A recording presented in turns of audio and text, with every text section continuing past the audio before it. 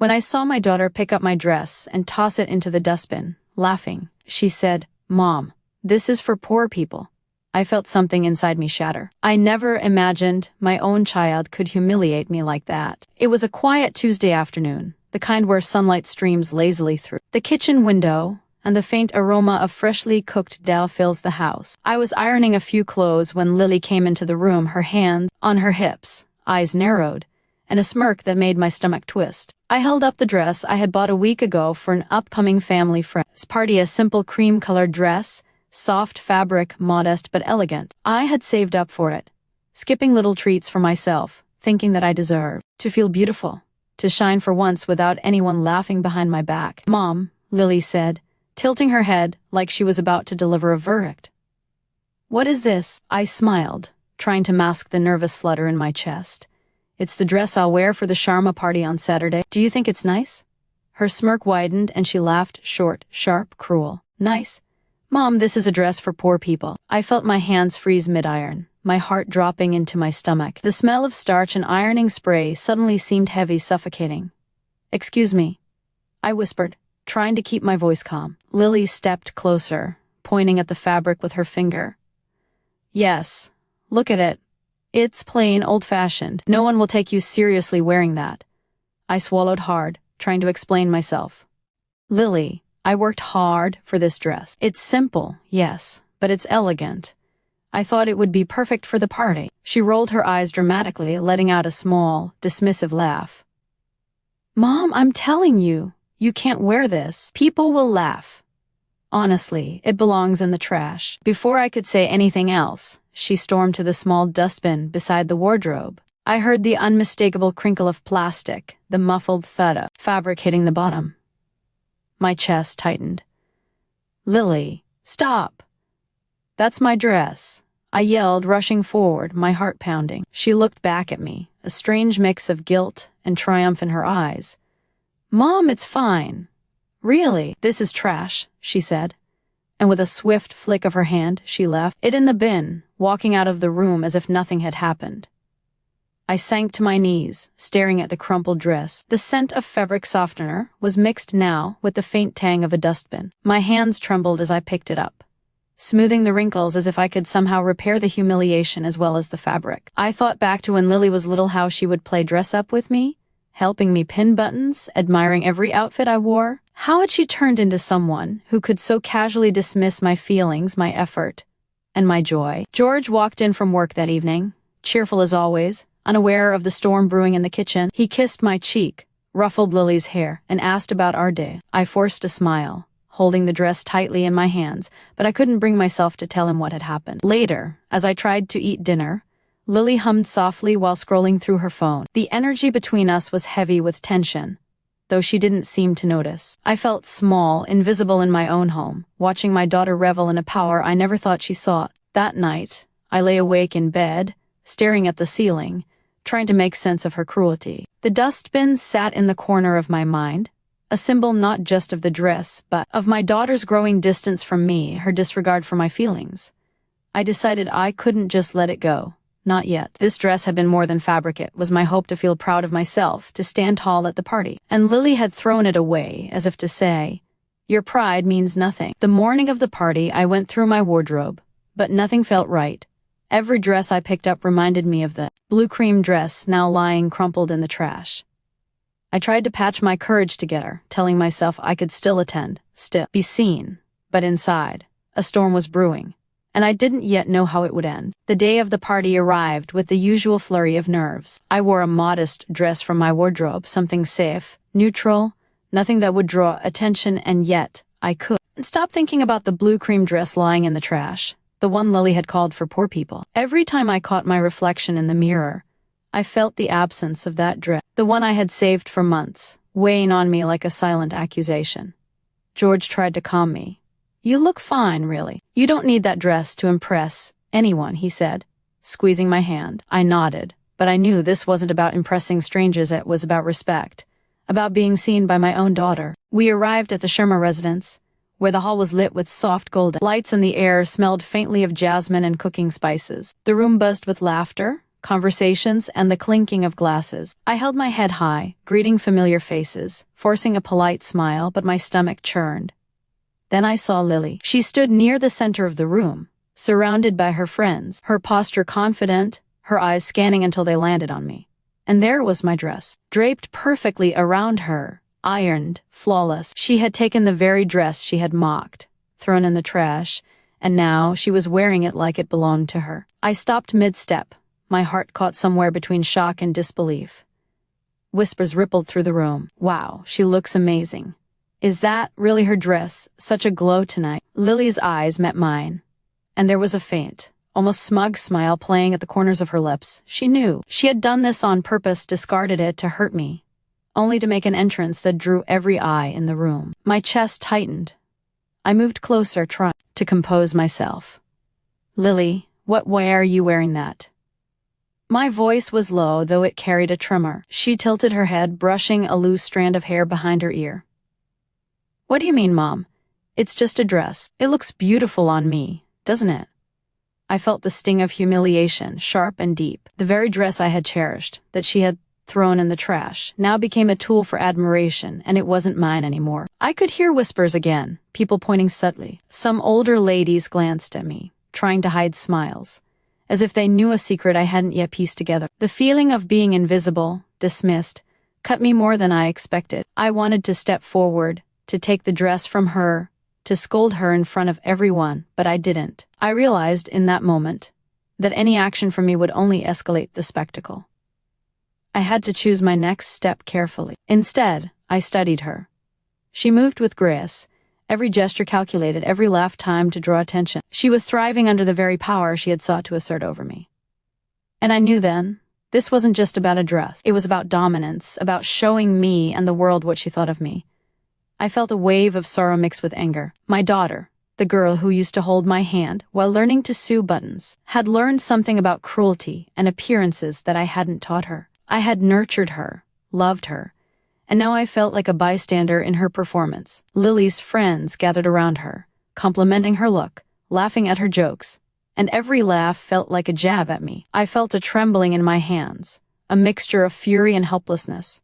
And then she caught my eye again. That small smile, the one that said, "I did this for you to see," was the most painful thing I had ever witnessed. I realized she wanted me to feel every ounce of the sting she had inflicted. I retreated slightly, moving toward the refreshment table, my mind racing. My heart ached, my chest heavy, but somewhere beneath the hurt, a quiet resolve began to form.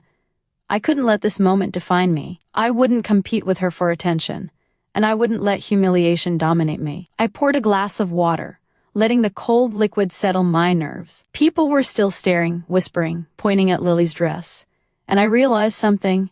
This was her moment. She had used my own efforts, my own pride, to create a scene, and she was reveling in it. Yet, as I looked at her, I also saw the vulnerability beneath the confidence. She had thrown the dress in the trash because she wanted control, and now she was using it to shine. It was a lesson in human behavior, sharp and painful, but unmistakable. I decided I would confront her, but privately. Not here, not now, in front of everyone. Letting the world watch her triumph would only teach her that cruelty works. Later, when the room quieted, when the admiration faded, she would have to face the consequences not from strangers, but from me. For now, I let her bask in the applause, in the whispers, in the power she had claimed. But inside, I promised myself this: I would not forget. I would not let this go. And she would learn that respect cannot be demanded by humiliation, it must be earned, even by those who think themselves clever. The party had reached its peak. Laughter, glasses clinking, and soft music swirled around me, but I could barely hear any of it. My eyes stayed on Lily, who floated through the crowd, in the very dress she had once thrown into the trash. Every compliment she received felt like a knife twisting deeper into my chest. Every smile directed at her, every subtle nod of admiration, reminded me that this was all done at my expense. I wandered toward a quiet corner, gripping my clutch tightly, trying to steady my shaking hands. The cold metal of the clasp pressed into my palm, grounding me. I needed clarity, I needed to see the truth behind her actions. And then she approached me. Lily, glowing, radiant, every bit the center of attention, leaned close as if nothing had happened. "Mom," she said softly, almost sweetly, "don't you think I look amazing?" I swallowed hard, forcing my voice to remain calm. Yes, you look nice, Lily. Really. She smiled, a mischievous curl at the edge of her lips. See, that's why you should have listened. That dress. It suits me so much better. I felt my chest tighten. Lily, why did you throw it in the trash? You knew how much it meant to me. Do you know what it felt like to see something I saved for months discarded like that? Her eyes flickered for a moment, and I thought I saw a hint of guilt, but it vanished almost instantly. Mom, you're overreacting. It was just a dress. Honestly, I thought it looked better on me. People noticed me, didn't they? The words hit me like a slap. She hadn't just discarded it in anger, or by accident. She had done it for attention, for power. My own daughter had manipulated the situation, knowing full well the hurt it would cause me. To shine in front of others, I felt my hands tremble. Lily, this isn't just about attention. It's about respect, about understanding how your actions affect others. That dress wasn't just fabric. It was something I valued. And you humiliated me. She tilted her head, her gaze sharp. Humiliated you.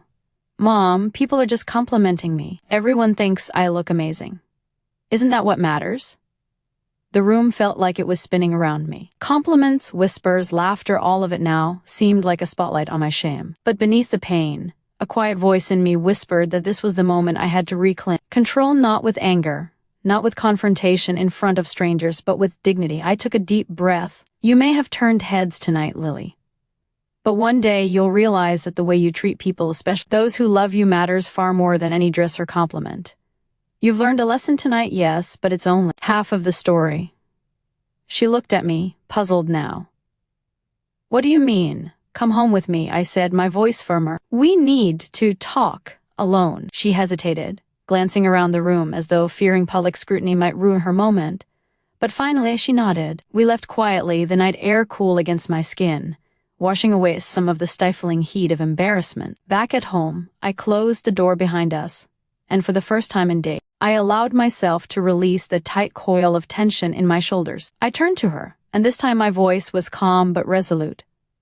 Lily, I want to understand why you did this. Not just the dress, but why you felt the need to mock and humiliate me. Why not talk to me if you thought it was ugly? She stared at me, silent at first. Then finally, she said softly, I don't know, Mom. I wanted to be noticed. I wanted to feel important. Everyone's always complimenting you, and sometimes I feel invisible. I didn't mean to hurt you, not really. I wanted this moment. Her voice trembled slightly, and I saw the shadow of the little girl who used to climb onto my lap, who used to ask for advice on every little decision. That girl hadn't disappeared. She was still there, buried under layers of insecurity and a need to assert herself. I walked toward her, placing a hand gently on her shoulder. Lily, I understand that feeling, I really do. But hurting someone you love to make yourself shine isn't the way to be noticed. That's not strength, that's cruelty. Tears welled in her eyes, and she looked down. I didn't think, I wanted to feel special. You are special, I whispered. But being special doesn't come from putting others down. It comes from being kind, from being thoughtful, from respecting people even when you think you're invisible. You don't need to throw away what someone else loves to shine. She sniffled, her lips trembling. I'm sorry, Mom. I really am. I didn't mean to make you feel small. I just wanted to be noticed. I pulled her into a hug, holding her close, feeling the tension and hurt melt away just a little. I know, sweetheart, I know. And you are noticed by me always. But let this be a lesson. Attention earned through kindness, through honesty, through care for others, is far more powerful than attention earned by humiliation. We sat together in silence for a long moment. The dress lay on the bed, crumpled still from its journey from wardrobe to trash, and now back to light. I picked it up gently. I want you to understand something else, I said softly. This dress, it wasn't expensive, it wasn't flashy, but it was mine. And when you threw it away, it hurt because you dismissed something that mattered to me. Respecting what matters to others, that's just as important as being noticed yourself. Lily nodded slowly, her small hand clutching mine. I understand, Mom. I really do. I'm sorry. And in that quiet, intimate moment, I felt the first spark of healing. I realized that mistakes like these, even ones that cut deep, could become lessons. The hurt, the embarrassment, The tears, they were part of growing, for both of us. And perhaps the most powerful lesson was that love, patience, and reflection could bridge even the widest gaps between parent and child. The next day, Lily helped me carefully iron the dress, smoothing out the wrinkles, as we laughed quietly about the night before. She didn't mock or comment. She simply helped, silently showing respect in action rather than words. And in that small act, I saw a change, a sign that lessons had been learned, that bonds could heal. I realized then that the world would always present moments of humiliation, disappointment, or pain. But the way we responded, the way we taught, guided, and loved, could turn even the sharpest pain into growth. And as I watched Lily fold the dress neatly, placing it carefully in the wardrobe, I felt pride not in appearances, not in compliments, but in the quiet strength of understanding, empathy, and forgiveness. That night, as I lay in bed, I reflected on the events. The blue dress had become more than fabric. It had been a mirror, reflecting ambition, insecurity, cruelty, love, and, finally, understanding. And I knew that, despite the hurt, we were closer now, not because there were no mistakes, but because we faced them together, learned from them, and chose love over resentment. I still remember that dress, the soft fabric, the pastel blue that had once brought me so much hope, and how it became a symbol of both pain and understanding. That night, when Lily wore it at the party, I felt everything at once: shock, hurt, embarrassment, but also the beginning of a lesson neither of us will forget. Sometimes the people we love most don't realize how much their words or actions can wound us. Sometimes their desire to be noticed or feel important overshadows their awareness of our feelings. And sometimes it takes a moment of confrontation, a quiet conversation, and a willingness to forgive for us to truly see one another. That day, I learned about patience. I learned about love that doesn't demand perfection. And I learned that respect of both giving it and receiving it is at the heart of every healthy relationship. Lily learned too, in her own way, that attention earned through kindness, honesty, and thoughtfulness carries a value that fleeting admiration never can. As I folded that blue dress and returned it to the wardrobe, I realized it wasn't about the dress at all. It was about understanding, empathy, and choosing to see the heart behind the actions of the people we love. So, I want to ask you, what would you have done in my place? Would you have confronted your child or let the moment pass? Could you have balanced hurt with understanding? Sometimes, the hardest lessons come wrapped in the smallest packages, like a crumpled dress in a dustbin, but they leave the deepest mark on the heart.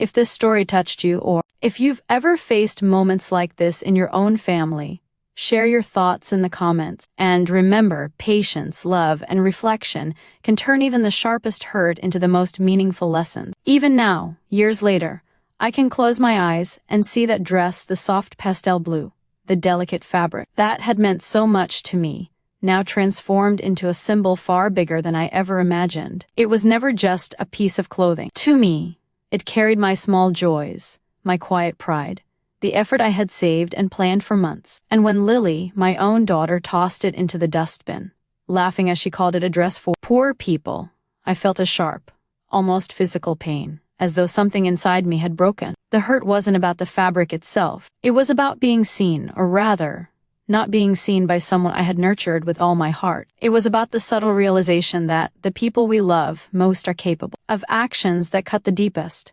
even if they do not intend cruelty. For a moment, I felt invisible, as though the years I had spent caring for her, teaching her, guiding her, were forgotten, dismissed, overshadowed by her need to assert herself and command attention. Yet, as the party unfolded, I realized that the incident was bigger than the dress, bigger than my pride. Lily wearing that very dress, glowing and radiant, surrounded by admirers, became a moment that forced me to confront not just her choices but my own feelings. I felt shock, embarrassment, and yes, humiliation, but also a subtle, reluctant understanding. She had learned something about power and presence, even if the lesson came at my expense. She had learned that appearances can be a form of influence, that the way we present ourselves commands attention, and she had exercised that knowledge brilliantly. In that moment, I understood a truth about parenting that is easy to forget. Children, even when they are young adults, will test boundaries. They will make mistakes. They will act in ways that seem cruel, selfish, or thoughtless. And sometimes their mistakes are lessons not just for them, but for us as parents. That night, I realized that parenting is not only about guiding a child through life, but also about learning alongside them, reflecting on our own insecurities, and understanding how deeply love and hurt are intertwined. I thought about how easily I had tied my self-worth to the opinions of others, even to my daughter's approval. That dress had become more than a garment. It was a symbol of my desire to be seen, to feel valued, and to participate in the world with dignity. When she discarded it, I confronted the fragility of that desire. I realized that pride, when dependent on external recognition, can be fragile, and that the most enduring strength comes from within. Yet, there was something else I saw that night, something I almost missed. The little girl inside Lily, the one who used to sit on my lap while learning to sew buttons, the one who would ask my advice on every trivial decision, the one who would snuggle close when scared.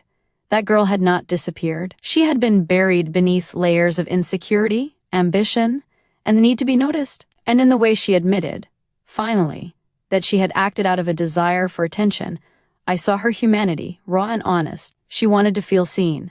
She wanted to matter. She wanted to shine. And she had done so at my expense, not out of malice, but out of a need we all share, the need to be recognized, to belong, to have our presence felt. When I spoke to her quietly that night, away from the eyes of the party, I tried to hold both my hurt and my empathy together. I wanted her to understand the consequences of her actions, the impact of her words, the weight of her choices. But I also wanted her to feel that she was loved, unconditionally, even when she made mistakes. It was a delicate balance, one that every parent knows, but that is rarely easy to maintain. I told her, softly but firmly, that respect cannot be demanded through humiliation. That admiration gained at the expense of someone else's feelings is fleeting, shallow, and hollow. That kindness, empathy, and thoughtfulness carry a weight that lasts far beyond applause or whispered compliments. And slowly, she began to see, in her own quiet way, that power and attention are not the same as respect, and that true strength comes not from asserting dominance but from understanding and caring for those around us. As we carefully folded the dress and placed it back in the wardrobe, a small act but deeply symbolic, I realized another truth. Restoration often comes in small, quiet gestures. It is not always about grand apologies or dramatic reconciliation. Sometimes it is simply about presence, about care, about showing up, and choosing to mend what was broken rather than leaving it in ruin. And in that quiet act, I felt a sense of peace, a recognition that healing, like love, often moves slowly and gently, but always toward growth. Over the following days, as we went about our ordinary lives, I noticed subtle changes in Lily. She was more considerate in her words, more attentive to others' feelings, more willing to reflect before acting. And in those small changes, I saw hope not just for her, but for the bond between us. I realized that love is not static. It grows, adapts, and strengthens when tested. It survives mistakes, arguments, and misunderstandings because its foundation is deeper than pride or appearances. It is rooted in patience, empathy, and the willingness to forgive. I also reflected on my own role in the lesson.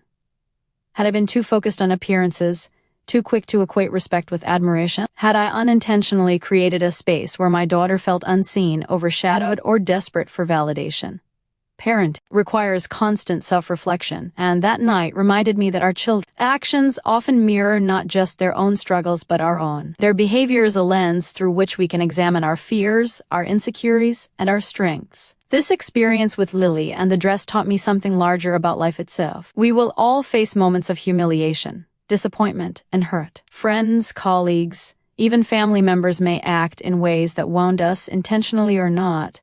People will make mistakes. People will push boundaries. And sometimes, those mistakes will feel deeply personal, cutting, and unfair. But the way we respond to those moments defines us more than the events themselves. We can respond with anger, bitterness, and resentment, or we can choose patience, empathy, and reflection. We can use these moments to teach, to guide, and to grow, both ourselves and those around us. I want to tell you, my dear friends, that the hardest lessons often come from the smallest, seemingly insignificant things. A crumpled dress in a dustbin can reveal truths about love, respect, and human behavior that no lecture or book could ever teach. The real value lies not in the object itself, but in the reflection it provides, the mirror it holds up to our hearts, to our relationships, and to the ways we navigate life together. Even now, when I see that blue dress, I no longer feel the sting of humiliation. I see it as a symbol of resilience, of lessons learned, and of love restored. I see it as a reminder that mistakes, when met with patience and understanding,